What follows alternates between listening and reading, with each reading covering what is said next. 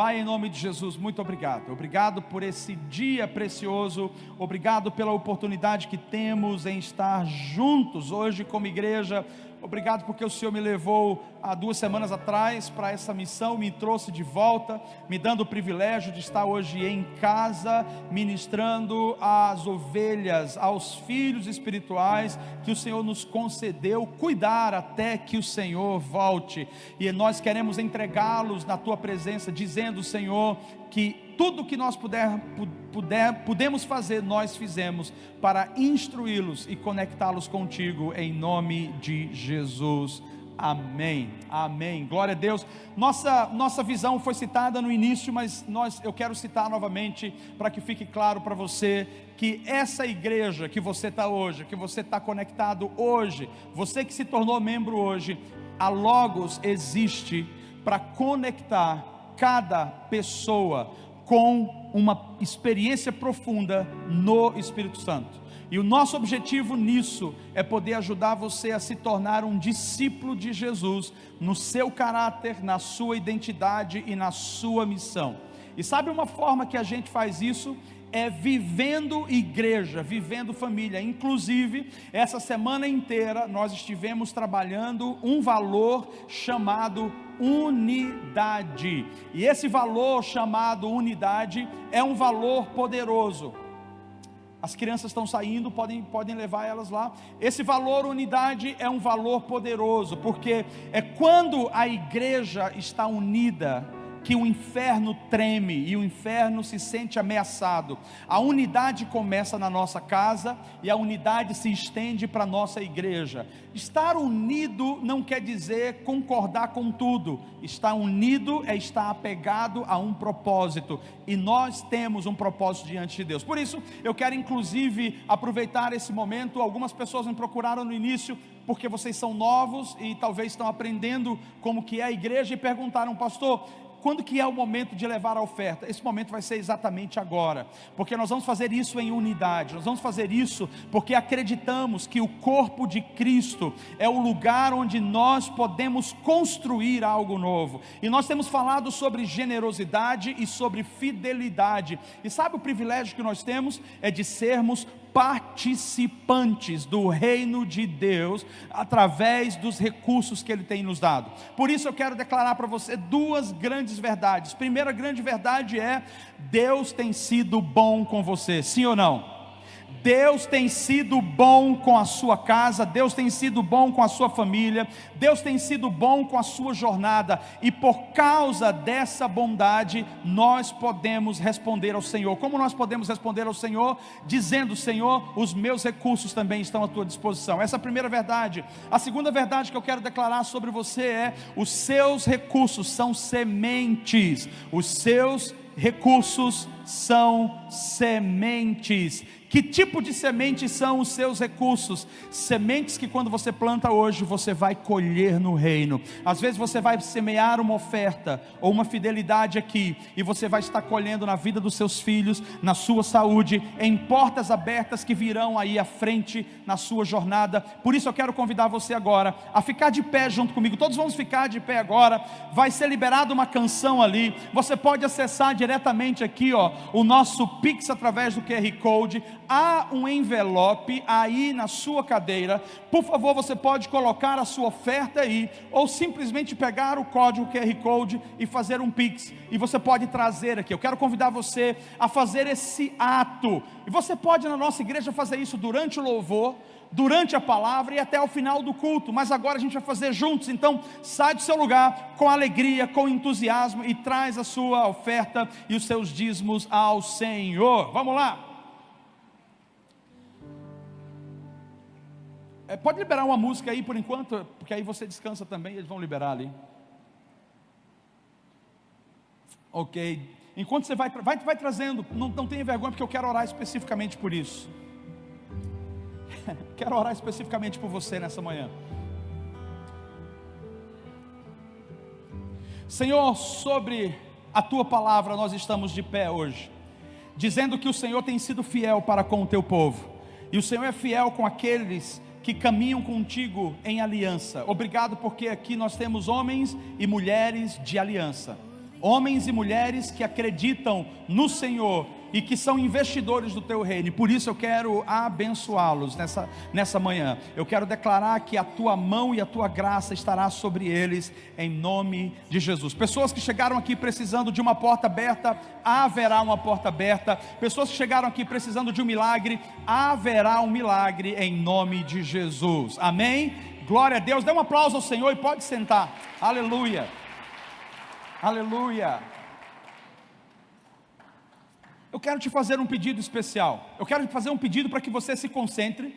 E eu quero pedir que pare os movimentos ao nosso redor. Esse momento é o momento da palavra. É um momento de extrema atenção. Qualquer distração não é bem-vinda aqui. Eu sei que o diabo, ele usa momentos de distrações para roubar de nós a palavra. Então, por favor, ninguém fica saindo, andando, indo no banheiro agora. Agora é o momento da gente focar, a não ser que realmente você precise. Não converse nada paralelo, apenas focado na mensagem. E nós estamos falando sobre uma série ainda esse mês, Batalhas da Mente. E eu tenho visto que nós temos sido abençoados como igreja. Temos ou não temos sido abençoados como igreja? Temos sido muito abençoados como igreja, porque Deus tem nos dado instruções como vencer as batalhas na nossa mente. Uma das coisas que nós temos entendido é que se não for com as armas espirituais, nós não conseguiremos romper. A sua luta e a sua batalha não é uma batalha ou uma luta carnal. A sua luta e a sua batalha é uma batalha espiritual. E o diabo usa batalhas espirituais para travar a sua vida. O diabo usa batalhas espirituais para tocar na sua família, para tocar nas suas finanças, para tocar na sua casa. O diabo usa essas batalhas espirituais para minar a nossa mente. Porém, o Senhor tem nos dado uma palavra. E a palavra do Senhor sobre as nossas vidas não é uma palavra pesada, não é uma palavra de fardo, pelo contrário, é uma palavra de vida e vida em abundância. A palavra que Deus tem nos dado é uma palavra de um povo vitorioso. A palavra que Deus tem nos dado é a palavra de uma igreja triunfante. Nós não somos um povo derrotado, nós somos uma igreja e um povo que triunfa. E por que nós triunfamos? Porque Deus está conosco. E se Deus está conosco, se Deus está aqui com você na sua casa, quem será contra nós, se Deus é por nós? E é em cima desse texto, é em cima dessa verdade bíblica, que eu quero começar a minha mensagem hoje, dizendo para você que não importa a fase que você esteja, não importa o que você tenha vivido no passado, não importa o que tenha acontecido, Deus tem uma nova história para você e para sua casa. Deus tem uma história nova escrita sobre você e para você. Eu começo dizendo, e até falei para minha esposa, o Senhor colocou algo no meu coração antes de eu entregar a mensagem. Hoje eu quero trazer uma mensagem sucinta, mas eu não posso deixar de introduzir essa mensagem sem falar sobre um ponto, e esse ponto chama-se paixão. Por que paixão? Porque uma nova história só nasce quando existe pessoas que desejam algo mais. Ninguém consegue viver o novo preso no velho. Ninguém consegue viver coisas extraordinárias vivendo uma vida medíocre, de pensamento pequeno. Nós temos um Deus grande. Nós temos um Deus que nos dá oportunidade. Nós temos um Deus que nos ama abundantemente. Nós temos o Deus que todas as manhãs renovam as suas misericórdias para conosco. E a grande pergunta é: a nossa geração ainda tem paixão? A nossa geração ainda tem fé para viver o novo? Eu digo para você, nós vivemos em dias onde as pessoas não têm mais paixão, e porque elas não têm paixão, elas não conseguem lutar, elas não conseguem se levantar, elas não conseguem avançar na vida, porque falta-lhes paixão. O que é a paixão, pastor? A paixão é o fulgor, é o fogo que queima dentro de você. A paixão paixão é o que te faz acordar todos os dias com o desejo de cumprir um propósito. A paixão, na verdade, ela é ardente, ela queima por dentro e ela nos faz olhar para a vida com perspectiva, ela nos faz olhar para a vida com esperança, ela nos faz olhar para a vida com paixão, dizendo: eu quero algo novo. Deus está escrevendo uma história nova, mas nem todo mundo vai conseguir ter essa história escrita, porque parte dessa história, para ser escrita, passa por você, passa pelo seu desejo de se levantar todos os dias e dizer: eu aceito o novo de Deus. Passa pela sua vida e a sua decisão de dizer: Senhor, eu não quero viver as mesmices que eu vivi no passado. Paixão é a chave. E eu digo para você, e agora quero falar inclusive como uma pastoral para nós hoje de manhã: igreja, a igreja de Cristo não é uma igreja acomodada, a igreja de Cristo não é uma igreja passiva, a igreja de Cristo é uma igreja apaixonada, como uma noiva que se apaixona. E esse é o meu grande desejo no Senhor. Eu sempre digo: Senhor, me faça ser apaixonado pela minha esposa todos os dias, a ponto de todos os dias desejar estar com ela, todos os dias investir a minha vida e fazer de tudo em prol dela, como Cristo fez e faz com a igreja. Escute, a igreja do Senhor não é passiva, a igreja do Senhor não é ofendida, a igreja do Senhor não anda cabisbaixo, a igreja do Senhor é uma igreja apaixonada, que aguarda por um noivo apaixonado, que está dizendo: não importa como esteja o teu momento, eu estou voltando para você, e eu estarei com você, e depois eu levarei você comigo para a eternidade. Essa paixão nos falta. Essa paixão nos falta como, pastor? No momento em que a gente se levanta de manhã e a gente não sabe se vem para a igreja ou se não vem para a igreja. Essa paixão nos falta quando a gente chega no louvor e a gente se pergunta: devo levantar a mão ou devo ficar com a mão baixa? Essa paixão nos falta no momento de orar e a gente não consegue proferir palavras. Sabe o que tem acontecido? A Bíblia diz que por se multiplicar a iniquidade, por se multiplicar o pecado, por se multiplicar as obras do diabo, o amor de muitos esfriará. O amor de muitos já tem esfriado. A gente olha ao nosso redor e as pessoas estão cansadas. Nós nem começamos o ano e as pessoas estão cansadas. As pessoas têm muitos problemas, elas estão sobrecarregadas, e todos os dias elas têm uma novidade para fazer e elas nunca estão bem. Deus está dizendo para nós: eu quero tirar tudo de você que não permite que a paixão surja, porque a paixão é evidência de vida. Pessoas que não são apaixonadas, elas não sonham e não conquistam. Pessoas que não têm o desejo de crescer e de avançar, elas não progridem. Deus está dizendo para nós hoje: eu amo a igreja, eu amo a minha noiva, e a minha noiva é uma igreja apaixonada. Deseje Jesus todos os dias, deseje a presença de Jesus todos os dias. Não apenas cante uma música dizendo: Maranata, hora vem Senhor Jesus, mas declare com a sua vida dizendo: eu trabalharei para que Ele volte, eu viverei para que Ele venha, porque eu quero encontrar o meu amado. Sabe aquela canção que diz: eu sou do meu amado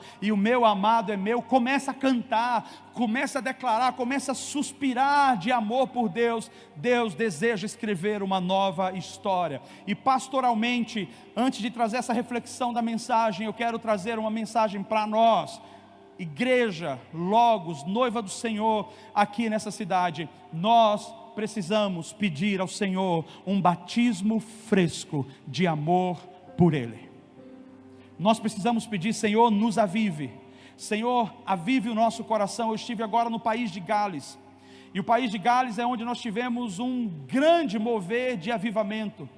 Evan Roberts, um jovem, orou, e 100 mil pessoas em menos de um ano, se não me engano 6 meses, se converteram ao Senhor pelo poder do avivamento. Esse menino orava, buscava, pregava, orava, buscava, se santificava todos os dias. Ele entregou a vida dele para ver um avivamento. Nós não podemos querer a transformação de uma cidade, nós não podemos desejar a transformação de uma nação sendo uma igreja passiva. Nós precisamos nos levantar como uma igreja ativa. Nós somos uma igreja viva e não uma igreja morta. Nós somos uma igreja que crê, e por isso a gente permanece e prevalece. Nós somos uma igreja que ora e Deus responde. Talvez você não acredite no que eu vou falar, mas eu acredito no Deus que eu tenho, eu acredito na intimidade que eu tenho com Ele. Minha esposa estava reclamando, dizendo: você não tem noção como está quente aqui, você não tem noção como está frio aqui. E quando eu pisei no aeroporto, que o piloto disse: atenção, preparem-se para a temperatura ambiente de 32 graus, eu falei: meu Deus. E eu descobri que quando desci era 32 graus na porta do avião, lá embaixo estava 38 graus marcando. Sabe a primeira coisa que eu fiz quando eu cheguei em casa? Senhor, eu só te peço uma coisa, que o Lucas havia falado para mim: pastor, está tão quente que o ar-condicionado não está dando conta. Eu falei: eu só te peço uma coisa, que esse final de semana o Senhor nos agracie, baixando no mínimo entre 18, que fique no máximo até 22 graus, a partir da noite, esse final de semana inteiro. E vou dizer para você, eu olho aqui fora, e eu estou dando graças a Deus todos os dias. Eu tinha olhado a meteorologia, a previsão era outra. Deus está dizendo para nós, quando nós somos apaixonados, e a gente se levanta, e a gente acredita, Deus ouve o clamor do seu povo. Igrejas, fica de pé comigo agora, exatamente agora. Nós não somos uma igreja passiva, nós somos uma igreja ativa, nós somos uma igreja que ora e Deus responde. Nós não vamos falar hoje de manhã sobre escrever uma nova história, para a gente esperar que essa história seja escrita por um terceiro. Você escreverá com a caneta de Deus na sua própria vida a história que Deus tem para você. Ninguém vai sair da sua casa para chegar até a sua, para poder escrever a sua história. Nós somos uma igreja que crê, e Deus ouve a oração do seu povo. Hoje de manhã Deus vai ouvir a sua oração. Hoje de manhã você vai falar, e essa mesma linha Deus vai ouvir. Meus filhos ontem de manhã falaram assim, hoje de manhã falaram: pai, o Senhor orou, Deus está fazendo aí. Eu falei assim: rapaz, eu notei, eu vou até fazer o seguinte, eu vou aproveitar o momento que a oração está subindo rápido, e eu vou fazer algumas orações também, para juntar, e eu já comecei a fazer novas orações. Você vai orar hoje, tem um caminho aberto para nós aqui, tem um céu aberto para nós. Nós vamos pedir algumas coisas de Deus. A primeira coisa que nós vamos pedir é: Senhor, nos faça uma igreja que queima de paixão por Ti. Diga assim: Senhor, queima o meu coração. Diz para Ele: queima o meu coração, me dá experiência contigo. E a segunda oração é sua. Você vai pedir algumas coisas de Deus, e nós vamos ter 3 minutos para isso. Você vai pedir: Senhor, é isso que eu quero. Pai, eu quero te apresentar isso, começando agora. Feche os seus olhos. Se você quiser orar em família, ore em família. Se você quiser orar com amigos, ore em amigos. Mas nós vamos orar agora. Peça paixão pelo Senhor, amor por Deus. Aleluia, aleluia. Batiza no Senhor com paixão. Batiza no Senhor com paixão. Como Jesus disse: o zelo pela casa do meu Pai me consome. Coloca zelo em nosso coração pela Tua presença, pelo relacionamento contigo. Eu oro, Senhor, libera agora dos céus, libera agora uma presença tão especial sobre a vida do Teu povo. Senhor, visita o Teu povo nessa manhã, com poder e com glória. Visita o Teu povo nessa manhã, com graça e com unção. Aquilo que eles nunca experimentaram, que hoje seja o dia. Vai entrando, vai inundando. A Tua palavra diz que aqueles que creem em Jesus, verdadeiramente, como diz as Escrituras, do seu interior fluirão rios de água viva. Eu peço nessa manhã, Jesus, libera a partir do nosso espírito, do nosso ventre espiritual, rios de água viva aqui nesse lugar. Rios de água viva. Aviva a Tua obra no meio dos anos, aviva a Tua obra no meio da Tua igreja. Quebra todo espírito religioso em nome de Jesus. Quebra todo espírito de aparência em nome de Jesus. Quebra todo espírito de formalidade em nome de Jesus. E gera em nós um coração quebrantado e contrito em nome de Jesus. E eu concordo com os meus irmãos, que esses pedidos que eles estão fazendo agora, o Senhor ouvirá e responderá. Nós já sabemos que temos de Ti o sim e o amém. Obrigado, porque esse final de semana é o final de semana de respostas divinas. Responde ao Teu povo, Senhor. Esteja atento aos Teus ouvidos ao Teu povo, em nome de Jesus. Você pode aplaudir e pode falar uma palavra de vitória ao Senhor. Diga a Ele quanto você o ama. Diga a Ele o quanto Ele é precioso para você. Deus te abençoe, Deus te abençoe. Deus te abençoe, pode sentar.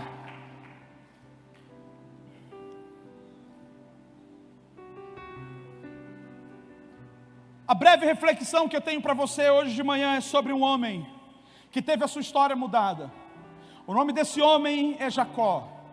E ao longo da sua trajetória, ele teve algumas fases. E sobre essas fases nós chamamos de marcos. Marcos ou colunas que demarcaram lugares importantes na vida desse homem chamado Jacó. Jacó era simplesmente um homem que jamais poderia se encaixar nos pré-requisitos de Deus para ser usado por Deus. Era um homem que ninguém naturalmente iria querer ter por perto, porque Jacó tinha uma fama, e não era uma boa fama, era uma má fama. Jacó carregava uma má fama desde o ventre da sua mãe. A má fama de Jacó é que ele era apressado demais, ele era independente demais, e ele queria sempre tirar proveito de tudo. Então, quando ele estava nascendo, junto com seu irmão gêmeo no ventre, o irmão sai primeiro da barriga, e ele coloca a mão e puxa o irmão para dentro de novo, e ele sai antes do irmão. Era uma loucura, ele sai ali agarrado, na verdade ele sai agarrado no calcanhar do irmão, sai agarrado no calcanhar do irmão. Embora o menino, o primeiro, Esaú, fosse o irmão mais velho, o irmão primogênito, porque saiu primeiro, Jacó tentou segurar o seu irmão e tentou mantê-lo perto para que ele pudesse tirar proveito. Qual o problema nessa ocasião, o problema nesse cenário? É que quando Jacó segura, desde pequeno no ventre, Jacó estava demonstrando que havia algo dentro dele, que iria fazê-lo lutar, que iria fazê-lo agarrar o que Deus tinha para ele. Ninguém sabia naquele momento, mas havia uma promessa para Jacó. E a promessa sobre Jacó não começou quando Jacó estava grande. A promessa sobre Jacó começou quando ele era ainda um pequeno bebê dentro do ventre da mãe. Deus já estava profetizando sobre ele. Então, nessa experiência, nós vemos que esse menino tinha força. Ele tinha força para poder não deixar o irmão viver coisas grandes, que ele estava dizendo: eu quero viver isso. Um outro detalhe sobre a vida de Jacó é que ele cresceu no meio de uma família quebrada. A família não era uma boa família. Isaac, Rebeca, seus pais eram pessoas que carregavam problemas. E, por exemplo, problemas de mentira dentro de casa, problemas de eles não tinham uma palavra certa, eles viviam enganando, faziam coisas por trás. E Jacó, nesse ambiente, ele começa a ter uma história escrita na sua vida, que era uma história disfuncional, uma história de defeitos, uma história de mau caráter. E olha só, nós herdamos coisas boas e coisas ruins das nossas famílias, nós herdamos coisas positivas e coisas negativas das nossas famílias. E parece que Jacó abraçou muito o que era negativo da parte da família. Ele abraçou de tal maneira que ele começou a desenvolver a sua vida como os seus familiares desenvolviam, enrolando, passando pessoas para trás, mentindo, fazendo coisas escusas ou as escondidas. E a Bíblia vai nos mostrando que enquanto ele crescia, embora ele tivesse um grande potencial, ele tinha amarras no coração. E essas amarras faziam com que Jacó não alcançasse tudo que Deus tinha para ele. Nesse primeiro cenário, eu quero trazer para você a seguinte lição: todos nós somos fruto de uma família. Todos nós somos frutos de um pai e de uma mãe. Nenhum de nós aqui escolheu o pai ou a mãe que a gente gostaria de ter, mas nós simplesmente tivemos esse pai e essa mãe. Deus nos agraciou com essa família, mas talvez essa família não teve a sabedoria, o caráter, a paciência e a instrução necessária para nos abençoar e para nos ajudar. Logo, nós crescemos nesse lar, e a tendência é que a gente foi aprendendo aos poucos. Nós aprendemos com o nosso pai como tratar as pessoas, aprendemos com a nossa mãe como lidar dentro do casamento. Nós vamos aprendendo como falar, nós vamos aprendendo como enrolar, nós vamos aprendendo como ser verdadeiro, coisas positivas e coisas negativas. Eu não sei se você consegue perceber, mas independente de quão ruim ou quão bom os nossos pais foram, Deus nunca esqueceu das promessas e dos sonhos que Ele sonhou para nós.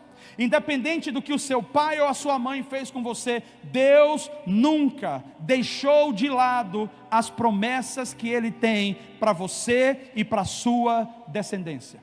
O problema nisso é que quando nós estamos envolvidos no meio familiar, nesse meio cultural, é muito difícil a gente perceber o que é errado. Existem pais que quando um credor, um cobrador está ligando lá na sua casa, você fala para ele assim: filho, diz que eu não estou, e o filho está lá. O filho cresce com aquilo, e aquilo é extremamente natural para ele, dizer: meu pai não está em casa. O que é isso? É mentira. Só que essa mentira não fica apenas aqui, essa mentira é levada adiante, e lá na frente essa mentira vai ter uma grande consequência. Quantos pais, homens, traem as suas esposas, e às vezes o filho sabe que o pai está traindo, e o pai fala: não fala, porque se você falar, você vai destruir o nosso casamento. Então aquelas crianças crescem guardando aquilo no coração, não concordando, mas como foi o pai que fez, aquilo se torna para ela como uma coisa correta, e daqui a pouco, quando ela estiver no casamento dela, no namoro ou no noivado, vai ser natural para ela, muito natural trair, muito natural enganar. Então nós herdamos o que os nossos pais nos ensinaram, de bom ou de ruim. E tudo que herdamos, em algum momento, vai atingir a nossa vida, seja bom ou seja ruim. Esse Jacó, ele tinha uma força de vida muito grande dentro dele, ele tinha um desejo de viver muito grande.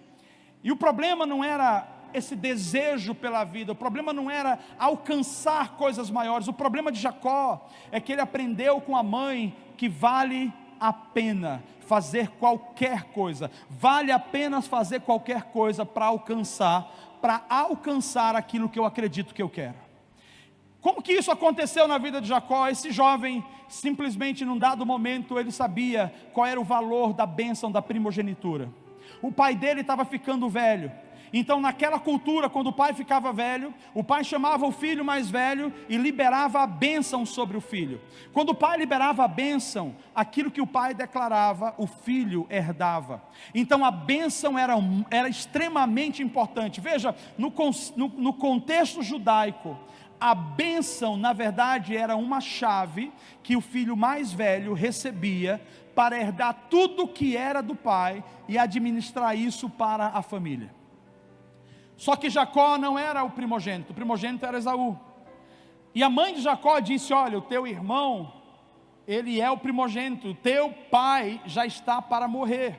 E o teu pai, por estar velho, ele vai morrer e ele vai passar a bênção para Esaú. E você pode ser o cara abençoado. Por quê? Porque ela tinha uma afeição especial àquele menino chamado Jacó. Ele tinha toda uma proteção da mãe. No entanto, Esaú tinha toda uma afeição do pai. Ele tinha um lugar especial. Olha, a Bíblia nos mostra que num dado momento, Jacó aceitou fazer o que a mãe o orientou. Embora ele rejeitou a princípio, dizendo: mãe, mas meu pai vai saber, isso não é certo. A mãe se levanta e fala assim: que isso recaia sobre mim, que seja responsabilidade minha e não sua. A mãe estava dando o aval para que o filho pudesse mentir e trapacear. A mãe estava dando o aval para que o filho pudesse mentir e trapacear. Ali estava nascendo um bandido, ali estava nascendo um mau caráter, ali estava nascendo um homem infiel, que ninguém deveria estar por perto com o aval da própria mãe. Então aquele menino resolve fazer o que a mãe pediu. Ele foi, pegou pele de animal, colocou no seu corpo, colocou aquele cheiro da pele para que o pai pudesse achar que ele era o seu irmão Esaú.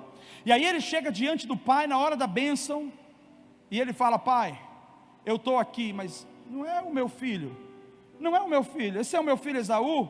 É o meu filho Esaú. Sim, pai, é o teu filho Esaú. O que ele estava levando? Ele estava levando um guisado, uma sopa que o pai gostava. Só que essa sopa, quem sabia fazer muito bem era Esaú, o primogênito.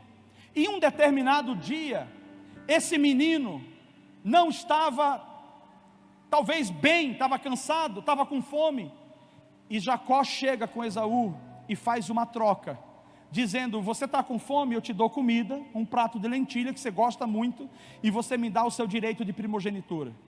O irmão não estava pensando bem, estava com fome, estava cansado. O que me adianta primogenitura? Isso é, o que me adianta a bênção do pai? Eu não preciso de bênção do pai, eu preciso agora de comida para o meu ventre. Me dá a comida e você tem o direito de primogenitura.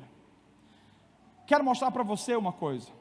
Jacó estava ciente que o que ele estava fazendo era errado, porque o que se segue depois é que ele agora está diante do pai dele, pegando uma bênção que não é dele. Enquanto ele pega essa bênção que não é dele, ele estava usurpando, isso é, estava roubando, porque ele estava se passando. Se fosse hoje, a polícia diria que era falsidade ideológica. Você está pegando um documento de outro e está colocando a sua foto, isso é mentira. Vamos falar sobre esse outro cenário de Jacó, porque Jacó é abençoado ali. Mas eu quero me perguntar para você: a que ponto ou a que custo você quer a bênção de Deus? Jacó não soube esperar, a mãe não soube esperar. Eles não souberam discernir que Deus iria fazer de qualquer forma. Esse é o ponto. Deus vai fazer de qualquer forma. Não, pastor, porque quem iria receber a bênção era Esaú. Não importa a bênção que Esaú iria receber, Deus iria fazer de qualquer forma. Porque quando Deus tem promessa, quando Deus tem um sonho, quando Deus tem uma história, homem nenhum muda. Deus faz o que for necessário, Ele muda os céus e a terra, mas Ele cumpre a sua palavra. O problema é que a mãe não soube esperar, e como líder dentro da casa, ela afeiçoou-se tanto ao filho, que para o filho não sair no prejuízo, ela colocou dentro dele a ideia, dizendo: você é o melhor do mundo, você é o campeão, não existe ninguém melhor do que você, e essa herança não é do seu irmão, essa herança é sua. Mas mãe, essa herança do meu irmão, deixa comigo, faça o que for necessário, e pegue essa herança para você. A mãe deu o aval para que aquele menino se tornasse um mau caráter. Eu quero falar rapidamente sobre o papel dos pais, e eu quero falar sobre o papel dos filhos. O papel dos pais em escrever a história precisa ser um papel de responsabilidade, porque nós estamos escrevendo a história dos nossos filhos, e sim, nós vamos ter o risco de escrever a história deles em cima dos nossos fracassos, em cima dos nossos medos, em cima das nossas ansiedades. Minha mãe está ali atrás e ela sabe o quanto ela era medrosa. Eu não podia sair sozinho, não podia ir para o shopping sozinho, não podia fazer nada sozinho, não podia andar à noite, eu quase não podia viver. Oi? Até no dentista, se eu fosse sozinho, minha mãe iria dizer assim: meu Deus, você não vai, porque se você estiver sozinho, você vai morrer. Pessoas que têm crises e que não são bem resolvidas, quando elas têm filhos ou discípulos, a tendência é que ela instrua o outro à luz dos seus traumas e dos seus medos. Cuidado para você não estar repetindo a sua história na vida dos seus filhos, porque o que Deus tem para você e para os seus filhos é uma nova história, não é a história dos pais. Eu não quero que os meus filhos tenham a minha história, eu quero que eles tenham a história de Deus. O que eu vou instruí-los é sobre os princípios. Então Jacó estava pronto para ter uma nova história com Deus, mas a sua mãe foi o seu maior empecilho. No processo de abençoar a nossa casa, nós precisamos entender: temos que ser um instrumento de bênção e não um instrumento de maldição. Cure-se, resolva os seus problemas, cure a sua alma, resolva as suas dores. Se você foi violentado, resolva as suas dores. Se você foi roubado, traído, resolva os seus problemas, mas não projete os seus medos sobre os seus filhos, eles não merecem. E a verdade é também que a maioria de nós aqui vivemos em cima dos medos que os nossos pais projetaram sobre nós. E essa é a parte difícil, porque alguns de nós poderíamos estar mais longe, sim ou não? Alguns de nós poderíamos estar lá na frente, e parece que o fato do meu pai e da minha mãe não ter sido restaurado e curado, fez com que a minha história ficasse atrelada à história deles, e em algumas áreas eu não rompi. Tem pessoas aqui que são amedrontadas com a vida. Tem pessoas que não conseguem falar ou conversar. Tem pessoas que não conseguem empreender. Tem pessoas que preferem ficar na moita, escondido. Tem pessoas indecisas. Tem pessoas confusas. Isso não veio de você, porque o seu Deus não criou você assim. Você é uma pessoa inteira diante de Deus. E hoje de manhã você veio ouvir que a história que Deus tem para você passa pela restauração da sua identidade nele. Deus está escrevendo uma nova história para você, e quando essa nova história começar a acontecer, você vai se conhecer como uma nova pessoa. A história de Deus nos torna uma nova pessoa. Vou repetir: a história de Deus nos torna uma nova pessoa. Eu não sei quais são as suas limitações hoje de manhã. Eu não sei quais são os seus medos hoje de manhã. Eu não sei quais são as suas ansiedades hoje de manhã. Eu não sei o que é que você está enfrentando, mas eu sei de uma coisa: Deus tem uma nova história para você e para a sua descendência. Então, se o seu pai ou a sua mãe não foi lá o melhor exemplo, não te ajudou e criou você à luz dos seus traumas, eu quero dizer para você hoje, ainda é tempo para você dizer: Senhor, o Senhor pode mudar o meu interior.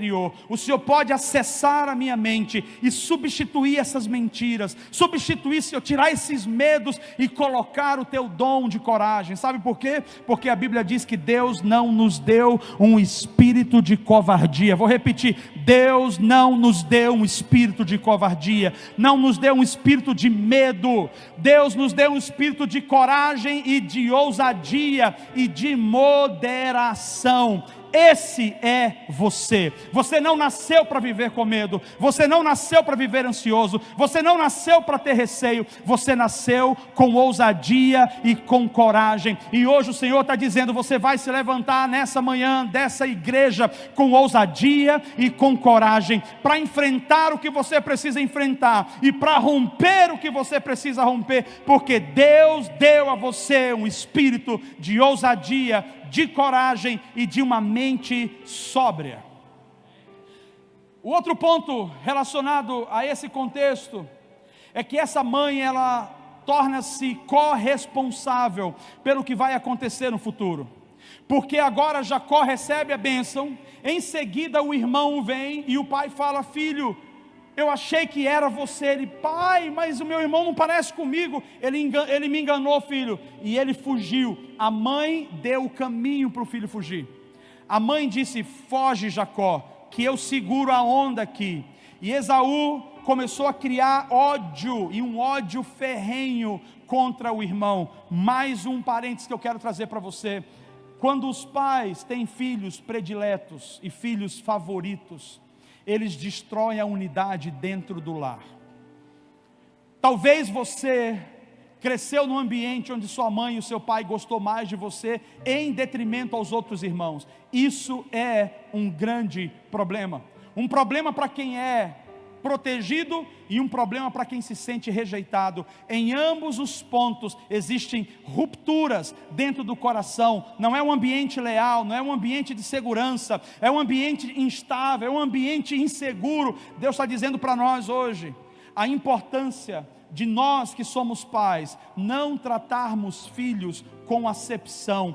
Todos eles são importantes e todos eles são amados. Agora, alguns se aproximam mais da gente, alguns são mais carinhosos, alguns beijam mais, alguns conversam mais, alguns desenvolvem mais relacionamento. Isso não é um problema. O problema é quando nós fazemos acepção. Quando Deus nos entregou uma família, Ele não nos entregou metade para a gente cuidar, Ele entregou a todos. Eu quero declarar para você: a ruína na família de Isaac é porque tanto Isaac quanto Rebeca, eles tiveram acepção entre os filhos, e essa acepção mostra diferença de cuidado, diferença de trato, mas acima de tudo mostra que eles tinham um problema de disputa dentro do coração deles. E eu quero falar sobre esse ponto da disputa dentro do nosso coração. O que derruba uma família é a falta de unidade. Essa semana estamos falando sobre unidade. O que derruba uma família é a falta de unidade, a falta de propósito. E eu conheço casais que eles vivem juntos, mas eles disputam. Eles disputam para ver quem é o melhor, eles disputam para ver quem fala mais, eles disputam para ver quem consegue mais êxito, disputam para ver quem consegue mais dinheiro. A disputa é um sinal de divisão dentro do lar. E a Bíblia nos mostra em Gênesis que um reino dividido não consegue avançar. Gênesis, que é o caso que a gente chama a Torre de Babel. Aquele povo, quando se uniu, quando se conectou, a Bíblia diz que eles iriam alcançar o propósito. Sabe por quê? Porque na unidade nós alcançamos o propósito, seja para o bem ou seja para o mal. Mas quando a gente não tem unidade, nada do que a gente faz prospera. Quando a gente não tem uma só mente, tudo que a gente coloca a mão dá errado. A vida de Jacó, a vida de Esaú, a vida de Rebeca e a vida de Isaac, que eram os pais, foi uma vida de divisão interna. Eles viviam com uma vida dividida. Eu lembro de um ministro, a Anne conhece também, um amigo nosso, muito conhecido, não só nas mídias sociais, do Brasil inteiro. E ele estava contando um testemunho para a gente. E no testemunho ele disse assim: cara, o meu pai tinha uma geladeira para ele e uma geladeira para nós. Dentro da geladeira do meu pai tinha tudo o que era bom. O pai era uma criança eterna, porque danoninho, chocolates especiais, biscoitos especiais, era tudo na geladeira do pai com cadeado. Na geladeira dos filhos, era todos aqueles biscoitos de terceira qualidade, e aqueles iogurtes de terceira qualidade, quando tinha. E o pai, quando chegava, ainda abria e contava, para ver se realmente estava faltando alguma coisa. E ele disse: nós sentávamos à mesa, e ficávamos vendo o nosso pai comendo o melhor, e a gente se perguntava: ele não vai dar para a gente? E a gente cresceu achando que aquilo era normal. Sabe o que ele começou a reproduzir na família dele? A mesma história que ele viveu com seu pai. As filhas e a esposa, ele não tinha uma segunda geladeira, mas quando ele tinha algo, ele comia escondido. Não sei se você já comeu coisa escondida para que ninguém veja. Cuidado, tá? Isso aí gera divisão no lar. Eles comiam escondido, ele comia escondido. E a criança pedia, ele botava na boca de uma vez. Ele dizia: não quero dar. E aquele cara começou a criar divisão dentro de casa, até que Deus falou para ele: você está reproduzindo o que o seu pai fez para você. Cuidado para você não estar reproduzindo a falta de unidade. Cuidado para você não estar jogando contra a sua família uma divisão interna que vai fazer vocês serem fracassados para sempre e derrotados para sempre. A terceira fase, a quarta fase que eu quero falar da vida de Jacó, é que quando ele saiu e foi embora, foi exatamente aí o processo que Deus começou a escrever uma nova história na vida dele. Às vezes Deus precisa tirar a gente de onde a gente está e nos colocar num lugar novo, seja um trabalho, seja um bairro, seja uma cidade, seja uma igreja, para que a gente aprenda a avaliar as lições da vida. Jacó só conseguiu avaliar as lições da vida quando saiu da casa dos seus pais. Ele não deixou de ter problema, ele estava carregado de problema, mas a Bíblia diz que Deus era com ele. Sabe por quê? Porque Deus vai nos conduzindo a resolver os nossos problemas. Vou repetir: Deus vai nos conduzindo a resolver os nossos problemas. Na trajetória de Jacó, ele encontra um homem chamado Labão, que era seu parente, seu tio, irmão da sua mãe. Se a mãe era trapaceira e mentirosa, Labão era o triplo, e fez Jacó viver o pão que o diabo amassou. E Jacó colheu na pele o que é ser passado para trás. Jacó colheu na pele o que é ser enrolado. E naquele momento a Bíblia diz que veio um fardo muito grande sobre ele. E ele já não aguentou mais viver dentro daquela realidade.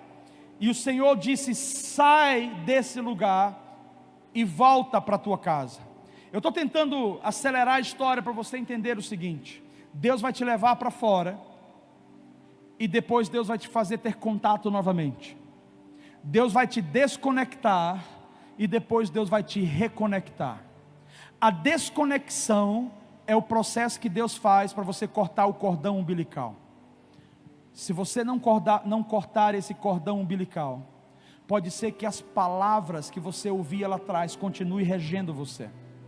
Por isso, às vezes, a gente precisa ser radical em cortar o cordão umbilical. Deus vai te desconectar, porque se você continuar às vezes no mesmo lugar, você não vai conseguir perceber o que você precisa ser trabalhado. Então Deus pega Jacó, e Deus permite que Jacó sofra um pouco. Pastor, Deus permite sofrimento? Ora, não, claro que sim. Eu permito que os meus filhos sofram. E sabe por que eu permito que os meus filhos sofram? Para eles não crescerem como crianças tolas na vida, para eles não serem adultos tolos, tontos, de achar que a vida é uma fantasia. Nem sempre dá para ter o que a gente quer, nem sempre dá para comprar o melhor tênis, nem sempre dá para comer no restaurante que a gente gostaria de comer, nem sempre dá para fazer aquela viagem que a gente gostaria. E paciência, a gente aprende com privações, a gente aprende com sofrimento, a gente aprende com os nãos. E o não que esse menino não teve na casa dele, ele teve que ter na rua. E o não que ele recebeu na rua foi muito severo, porque era um tio que passava a perna nele. Ele trabalhava e o tio pegava o lucro dele. Sabe por quê? Porque ele não aprendeu a viver isso em casa. Então Deus permite que a gente tenha lá fora uma experiência como essa, para que a gente comece a rever os nossos conceitos. A minha pergunta é: em que estágio você está? O estágio de estar sofrendo, estar acusando o diabo? Ou o estágio de estar passando pelo que você está passando e estar dizendo: Senhor, limpa do meu coração, porque isso é consequência de algumas escolhas. Limpa, Senhor, da minha vida isso aqui, porque eu tomei algumas decisões erradas. Escute, Deus vai facilitar para aqueles que querem se consertar. Vou repetir: Deus vai facilitar para você, Deus vai ajudar você a organizar a sua vida, mas você precisa reconhecer que você está errado, que alguma coisa não está correta, alguma coisa tem que mudar na sua mente. E é tão difícil, porque às vezes tem maridos aqui que têm esposas que ficam dizendo: muda isso, por favor, para de fazer isso, e o cara acha que não está fazendo nada, e o cara simplesmente continua a vida dele. Escute, vou te dizer uma coisa: será corresponsabilidade sua o rumo da sua família. Quando alguém fala sobre você, sobre uma área que você precisa mudar o tempo todo, priorize, pelo menos dar atenção. Não permaneça no erro, porque permanecer no erro só vai prolongar o seu sofrimento, só vai prolongar a sua falta de prosperidade, só vai prolongar a sua vida árdua e cansativa. Deus está chamando a gente hoje para fazer uma avaliação. O que é que eu aprendi? O que é que foi colocado em mim? Que tipo de bagagem eu trago comigo que hoje está prejudicando a minha jornada, a minha trajetória? Meu irmão, tem vício que você precisa mudar hoje, como Jacó precisou. Tem palavreados que você precisa mudar. Tem atitudes que você precisa mudar. Tem atitudes que você precisa tomar. Está na hora de uma mudança radical. E eu concluo dizendo que foi quando Jacó sai da terra do seu tio, de Labão, que ele se encontra com o propósito de Deus. Quando Deus falou para ele em Gênesis capítulo 31, 2 e 3, viu também Jacó o rosto de Labão, e eis que não era para com ele como anteriormente, e disse o Senhor a Jacó: torna-te à terra dos teus pais e à tua parentela, e eu serei contigo. Espera aí, Deus desconectou. Durante 14 anos ele foi tratado por Deus, e agora Deus diz: volta de novo, eu vou reconectar.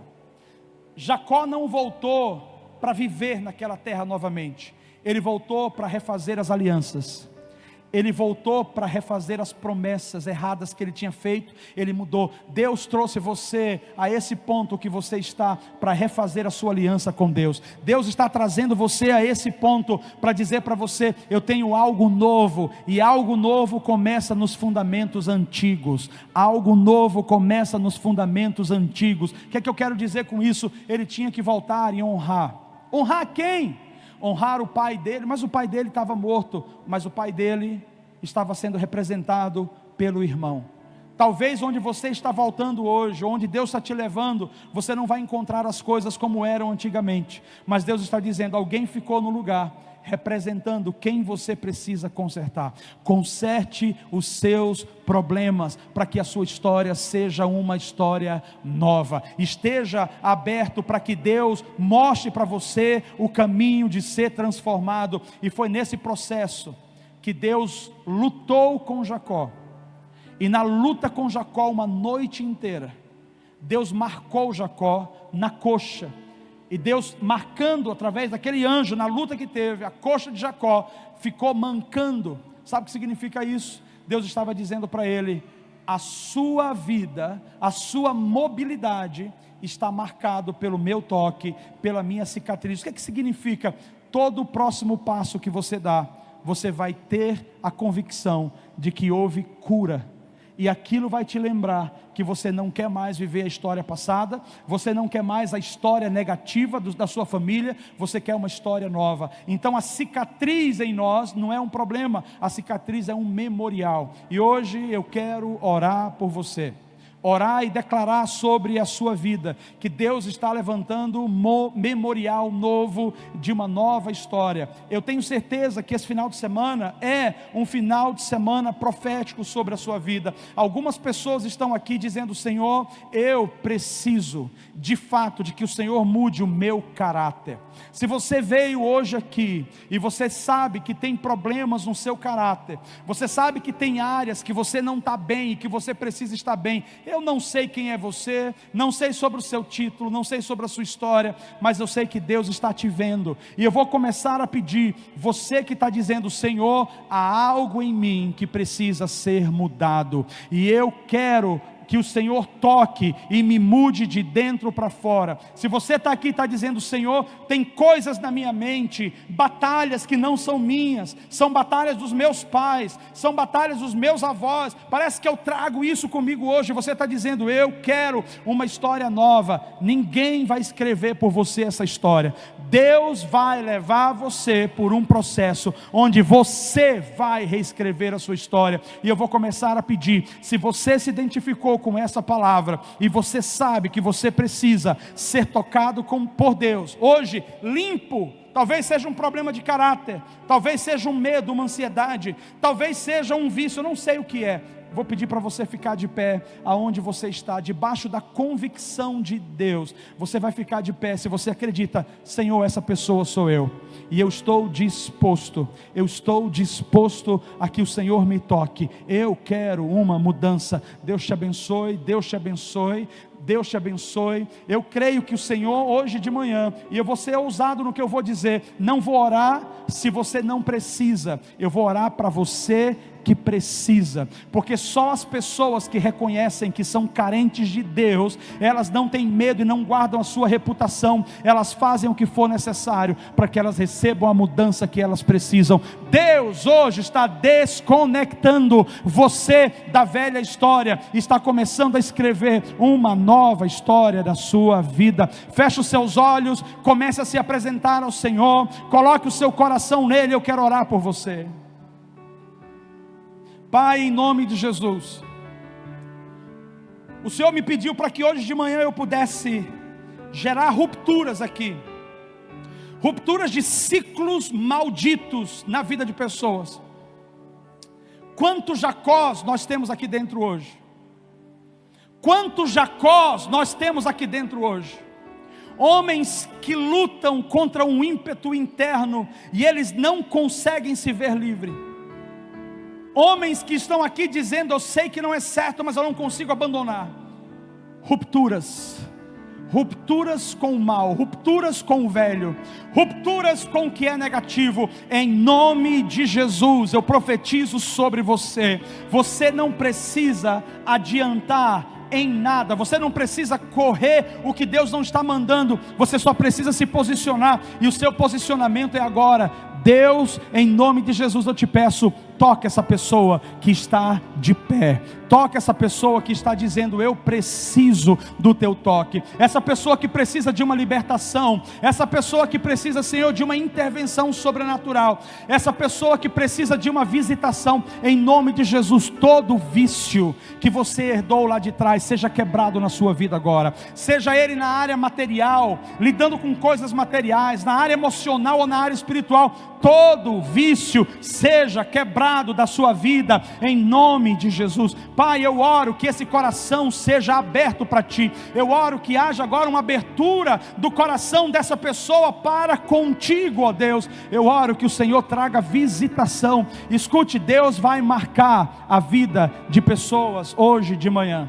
Alguns de vocês já estão nessa trajetória de Jacó. Você está nesse vale, onde você parece que está lutando com Deus, e eu sinto Deus dizendo para você: nessa luta, você não vai ganhar, porque sou eu que vou ganhar contra a sua identidade velha. Eu vou prevalecer contra o seu mau caráter, eu vou prevalecer contra o estigma na sua vida. Algo novo Deus está fazendo. Você não veio para um lugar para ser pisado, você veio para um lugar para ser trabalhado, e Deus está trabalhando em você uma nova história. Por isso, fique atento agora aos sinais de Deus na sua vida.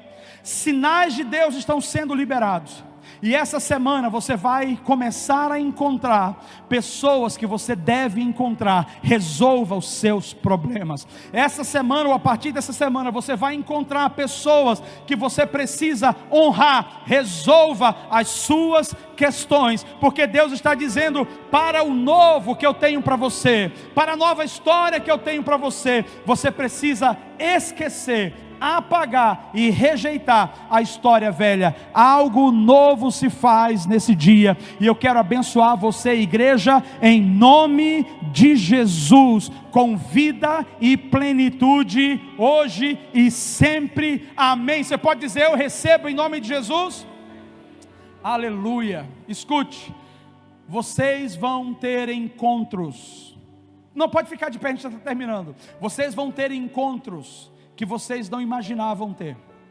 Vocês vão se encontrar com pessoas e lugares. Resolva o que precisar resolver, porque Deus está escrevendo uma nova história na sua vida, e ninguém vai escrever isso por você, é você quem vai escrever. Eu finalizo relembrando aos homens: você não está convidado, você está convocado.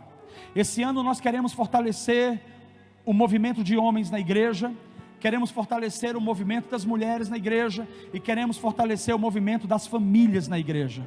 Se você deseja ser alguém restaurado, comece a dar um passo. Amanhã à noite, às 20 horas, nós estaremos aqui com o pastor Dênio Lara. Será uma noite muito especial, e traga mais um convidado com você. Posso ver os homens dizendo amém comigo aqui? Glória a Deus. 3 homens disseram amém, os outros não se decidiram ainda. Eu declaro que você tem convicção da sua identidade. Posso ouvir um amém dos homens junto comigo hoje?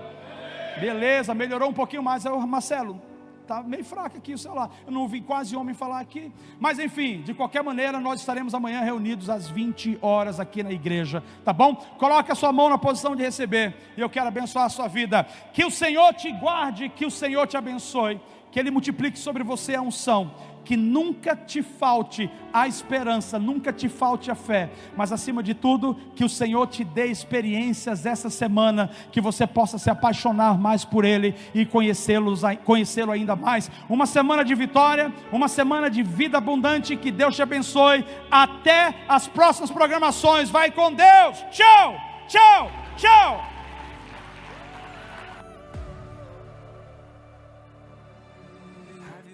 That the